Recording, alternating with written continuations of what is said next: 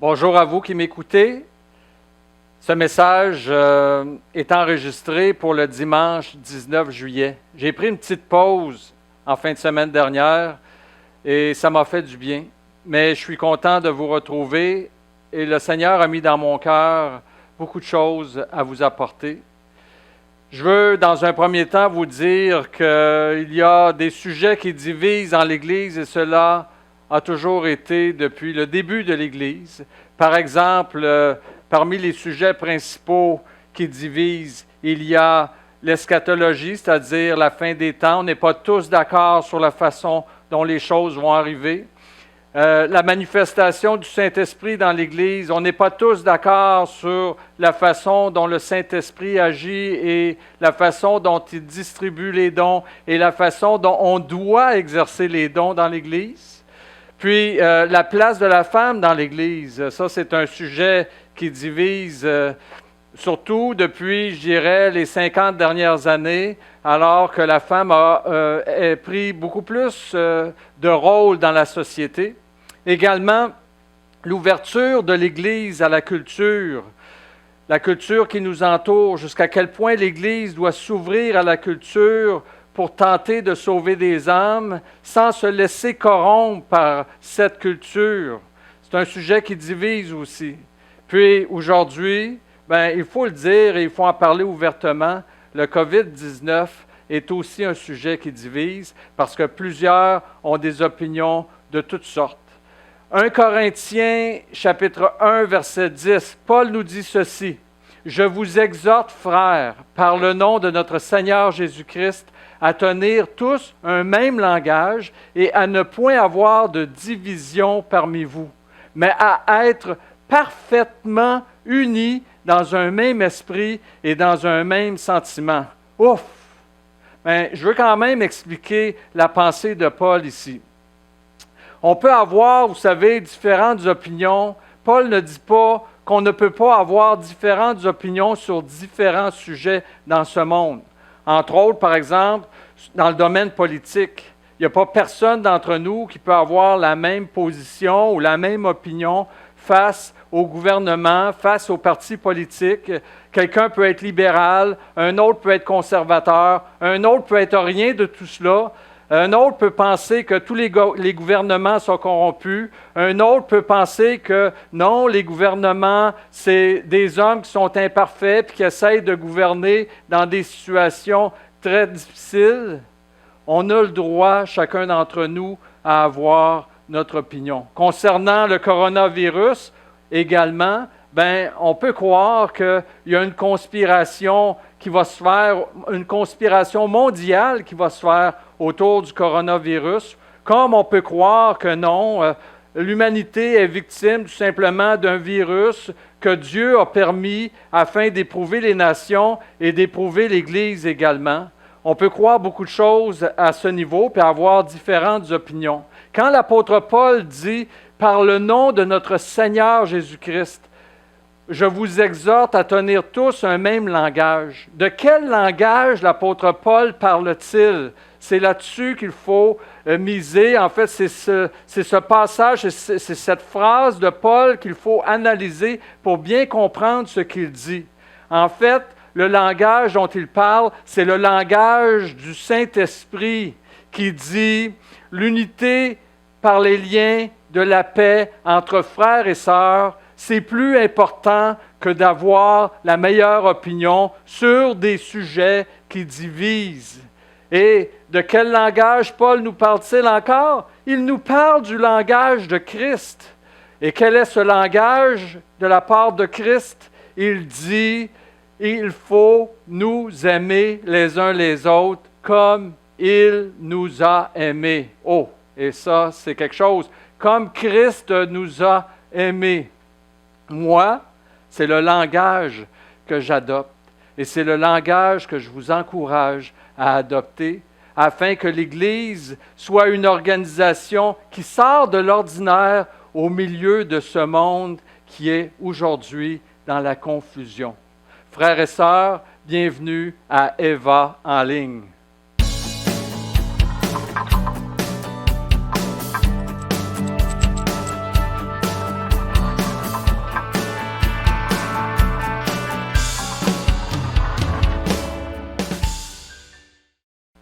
Bienvenue à l'étude de la parole de Dieu. Je vous invite à lire avec moi immédiatement le passage de Colossiens, là où nous sommes rendus dans l'étude de la lettre de Paul aux Colossiens.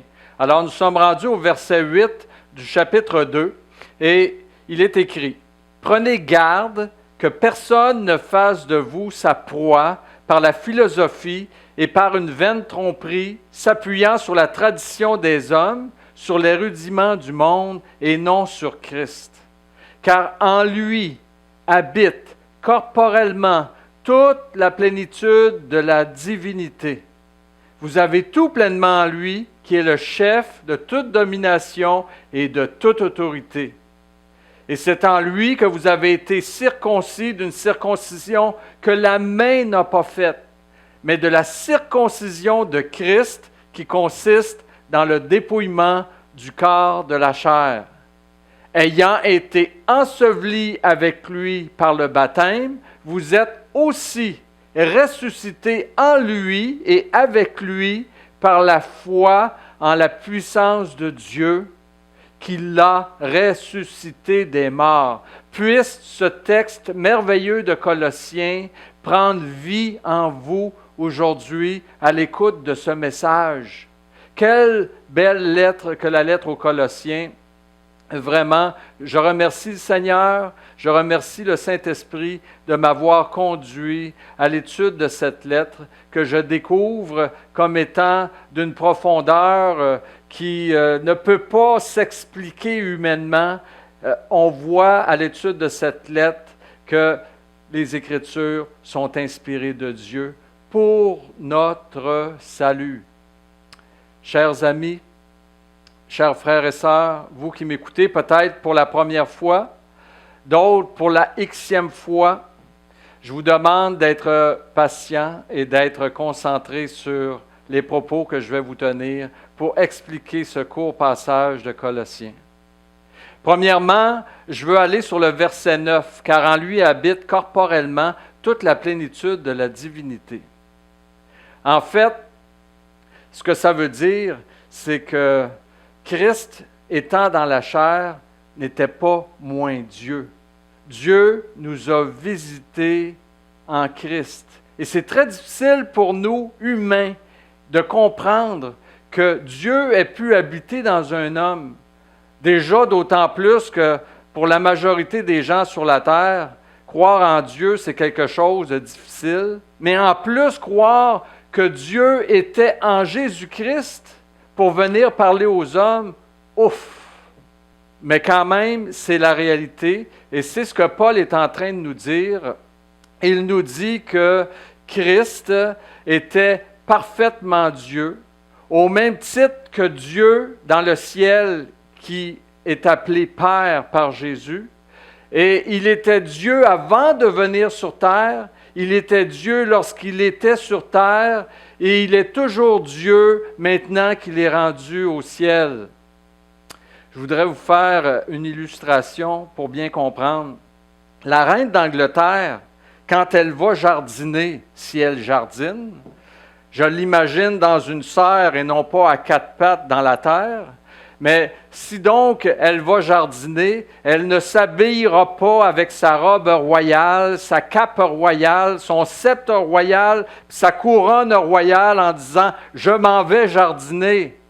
Elle va avoir sa salopette, elle va avoir ses bottes de caoutchouc, puis elle va mettre son chapeau de paille. Mais entre vous et moi, elle n'en demeure pas moins la reine d'Angleterre. Il en est ainsi de Christ.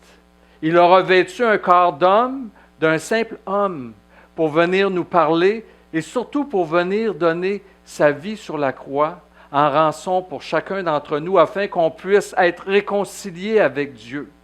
Eh bien, nous ne l'avons pas reconnu comme Dieu parce qu'il était revêtu d'un corps de simple homme. Mais il n'en était pas moins Dieu. C'est ce que la parole de Dieu nous enseigne. Et moi, je vous exhorte, je vous enjoins à croire tout ce que la parole de Dieu dit comme venant de Dieu.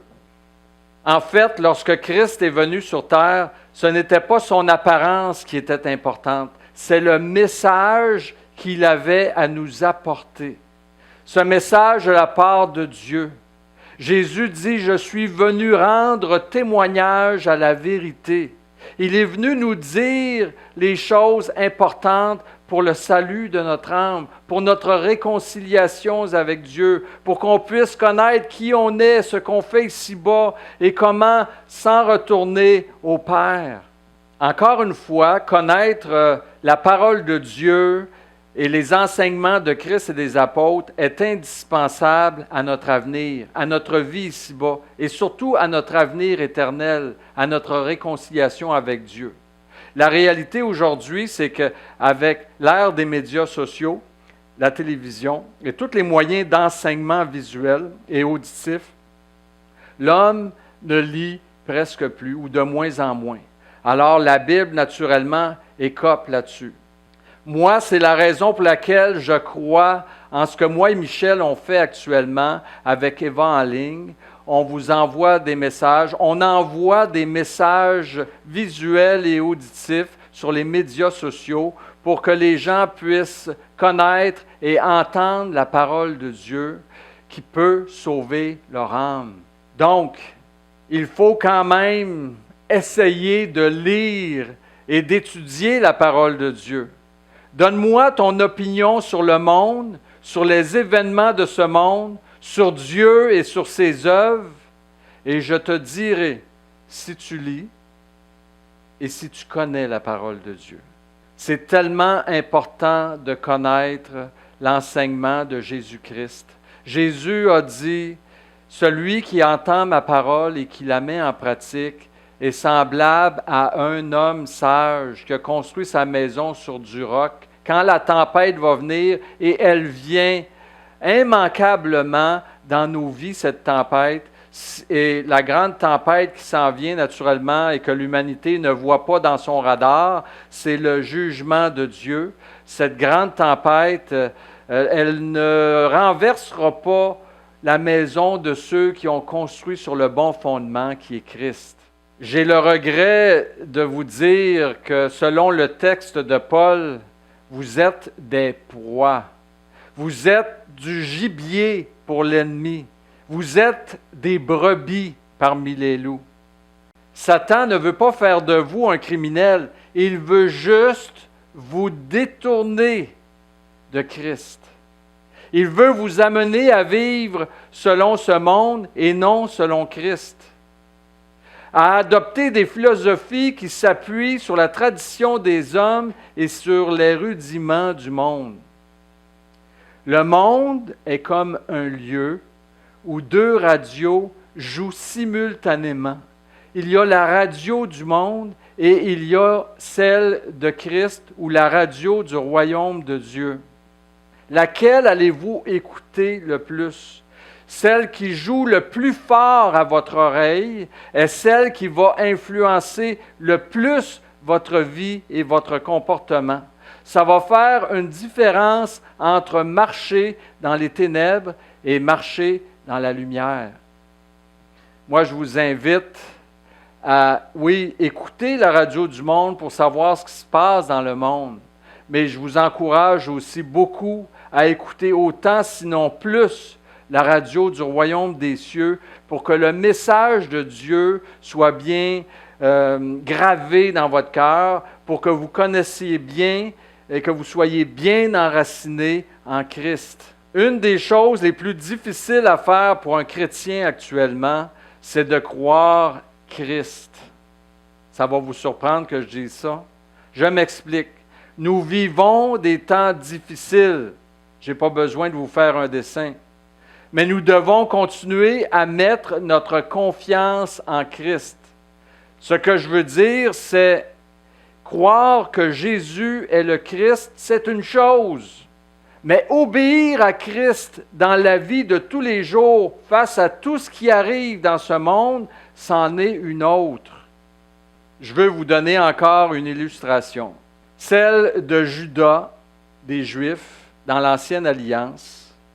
Alors que le roi Sanchérib, dans Ésaïe, au chapitre 36, vous pouvez lire cette histoire, le roi Sanchérib et son armée entourent Juda et s'apprêtent à l'exterminer. Toute une épreuve pour le peuple juif, le peuple de Dieu. Et malheureusement, plusieurs parmi le peuple disaient, ce qu'il faut faire pour sauver notre peau, c'est envoyer de l'argent en Égypte, envoyer des émissaires en Égypte pour que l'Égypte vienne nous secourir contre le roi d'Assyrie. Et je peux vous dire que la situation était très, très difficile, très paniquante. Si vous googlez le peuple assyrien et les guerres du peuple assyrien, vous allez découvrir que ça a été un peuple barbare aux méthodes radicales d'extermination.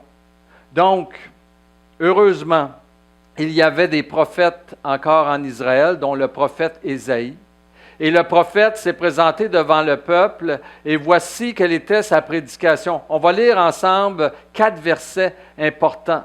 Importants pour nous aussi qui sommes parvenus à la fin des temps, puis qui vivons aussi une situation difficile. Je vous dirais pas aussi difficile que celle de Juda face aux Assyriens, mais une situation difficile quand même pour nous.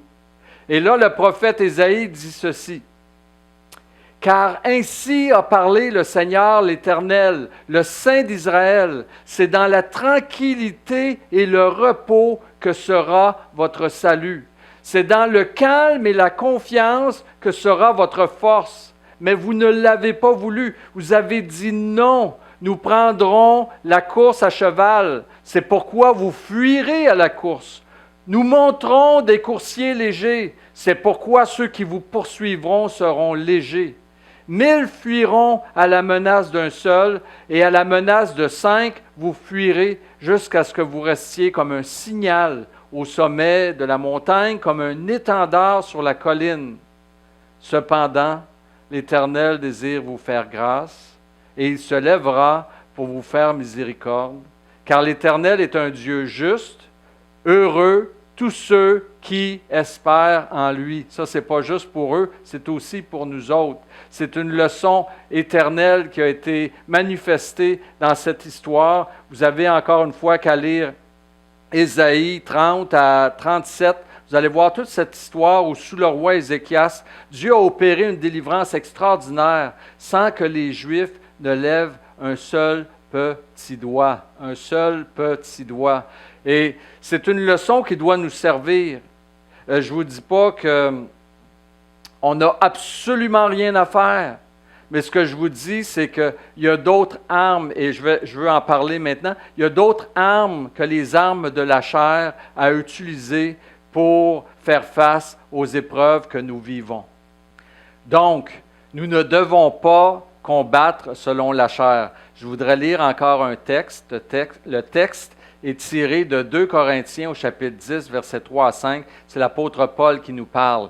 Il dit, « Si nous marchons dans la chair, c'est le cas, nous ne combattons pas selon la chair, car les armes avec lesquelles nous combattons ne sont pas charnelles, mais elles sont puissantes par la vertu de Dieu pour renverser des forteresses. Nous renversons les raisonnements et toute hauteur qui s'élève contre la connaissance de Dieu et nous amenons toute pensée captive à l'obéissance de Christ. » En fait, l'apôtre Paul ne dit pas qu'il convertissait tous ceux qui paraissaient devant lui. Ce n'était vraiment pas le cas.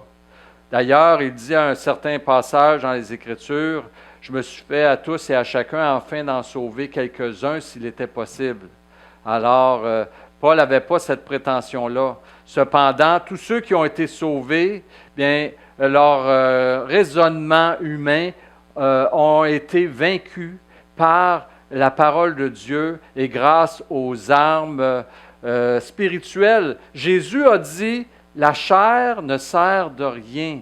C'est l'esprit qui vivifie. Alors, dans nos combats, nous aussi, nous sommes des chrétiens, nous sommes des croyants, nous sommes des disciples de Christ. Nous n'avons pas à combattre contre le sang et la chair. Nous n'avons pas à combattre contre les gouvernements visibles.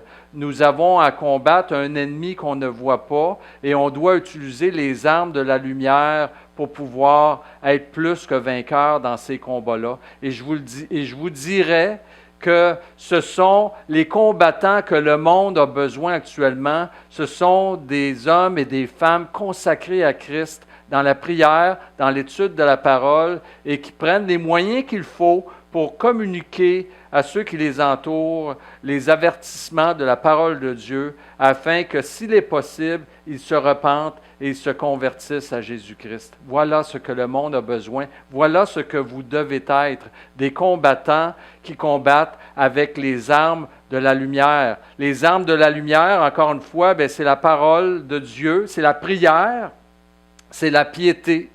On voit comment Jésus a combattu puissamment. Bon, je reviens au passage qui nous intéresse dans Colossiens aujourd'hui. Malgré le fait que Paul était à Rome et qu'il voyait toutes les gamiques politiques des dirigeants, du Sénat, des gouverneurs, des tribuns, des généraux et de l'empereur, Paul restait focusé sur l'œuvre de Christ qui consiste à sauver des âmes. Nous avons, comme croyants et comme Église, le devoir de rester focusés également sur le salut des âmes. J'ai bien aimé le message de Michel la semaine dernière qui concluait avec cette pensée que ce que nous avons à faire, c'est de remplir la commission que Jésus-Christ nous a donnée et de chercher à sauver des âmes en apportant la parole de Dieu autour de nous. Oui, c'est possible. On peut demander à Dieu, Seigneur, ouvre-nous des portes de témoignage. Seigneur, délie ma langue pour que je parle à ceux que tu mettras sur mon chemin. Il y a encore des âmes à sauver. Le jour où il n'y en aura plus à sauver, où il n'y aura plus de brebis perdues à trouver, l'Église va être enlevée de sur cette terre et il va arriver ce que vous savez qui doit arriver. Donc, les deux derniers versets du passage qu'on a lu, le verset 11 et 12, où l'apôtre Paul explique d'une façon difficile à comprendre, mais aussi, je dois le dire, d'une façon admirable, comment nous parvenons au salut de notre âme par Jésus-Christ. Pour Paul, ce qui était important, c'était sauver des âmes. C'était les garder dans la bergerie, c'est-à-dire les garder dans la vérité sous la domination de Christ. C'est pourquoi il enseigne avec cette explication du salut, au verset 11 et 12, et il dit, entre autres, « Nous formons une même plante avec Christ dans sa mort et dans sa résurrection. » L'apôtre Paul nous a parlé de circoncision. En fait, la circoncision, c'est d'enlever une chair inutile. Il y en a, je ne veux pas rentrer dans les controverses sur la circoncision, parce qu'il y en a qui sont pour, il y en a qui sont contre, il y en a qui vont dire que, c'est pas une peau inutile, celle qui est enlevée sur le prépuce, c'est une peau qui peut être utile, d'autres vont dire non. Bref, ce que l'apôtre Paul croit, lui, c'est que c'était une chair, tout simplement. La circoncision est la figure d'une chair qui est enlevée. Et en fait, il amène ça dans un sens beaucoup plus grand, beaucoup plus spirituel, en parlant que notre chair tout entière, elle est inutile pour nous faire parvenir au salut. Je l'ai dit tout à l'heure, je le répète, la chair ne sert de rien. C'est l'esprit qui vivifie. Sur le plan spirituel, en fait, pour parvenir au salut, la chair ne sert de rien. Et c'est pourquoi Paul parle de circoncision, puis il parle également de baptême, parce que nous avons été ensevelis avec Christ en sa mort, et Christ est ressuscité, et nous aussi, nous ressuscitons avec lui. En fait, nous formons une même plante. Je voudrais vous donner une illustration pour bien vous faire comprendre ce que Paul veut dire. Naturellement, tout le monde entend parler aux nouvelles ces jours-ci de Martin Carpentier et du meurtre de ses deux petites filles. Cet homme est en cavale encore aujourd'hui. Est-ce qu'il est mort? Est-ce qu'il est vivant? On ne le sait pas. Mais ce que je veux vous dire, c'est que s'il est vivant et que la police et la justice mettent la main sur lui, il va être jugé et il va avoir à répondre de ses crimes. Mais s'ils le retrouvent mort, la justice ne peut plus rien pour lui, ne peut plus rien contre lui. Il est, autrement dit, libéré par sa mort de la justice humaine. Et c'est exactement ce que Paul nous explique ici en ce qui concerne le salut. Nous sommes morts en Christ. C'est pourquoi la justice divine ne peut plus rien contre nous, ne peut plus nous condamner. Et c'est pour ça que la parole de Dieu nous dit il n'y a plus de condamnation pour ceux qui sont en Jésus-Christ. Pourquoi? Parce que nous sommes morts en Christ et que nous sommes en lui ressuscités en nouveauté de vie. Nous sommes ressuscités parfaits et nous allons tout à l'heure avoir ce corps de ressuscité que Christ nous a promis. Peut-être que certains qui écoutent ce message n'ont pas connu le salut en Jésus-Christ.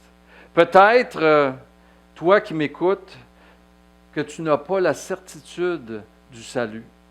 Je t'invite à faire une prière avec moi. Je t'invite à fermer les yeux et à écouter cette prière.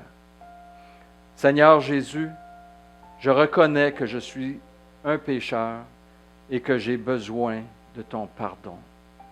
Je reconnais que tu es Dieu qui est venu dans un corps de chair, que tu as vécu la vie parfaite que moi je n'ai pas réussi à vivre et que tu as donné ta vie pour moi sur la croix afin que je sois pardonné. Je te demande humblement de me pardonner, de venir habiter dans mon cœur et de régner sur ma vie. Car je t'accepte aujourd'hui profondément dans mon cœur comme Seigneur et Sauveur. Je crois que désormais, ta grâce et ta paix seront sur moi à tous les jours de ma vie. Que tu m'accueilleras auprès de toi dans le ciel et que je participerai avec toi à ton royaume éternel. Merci et Amen.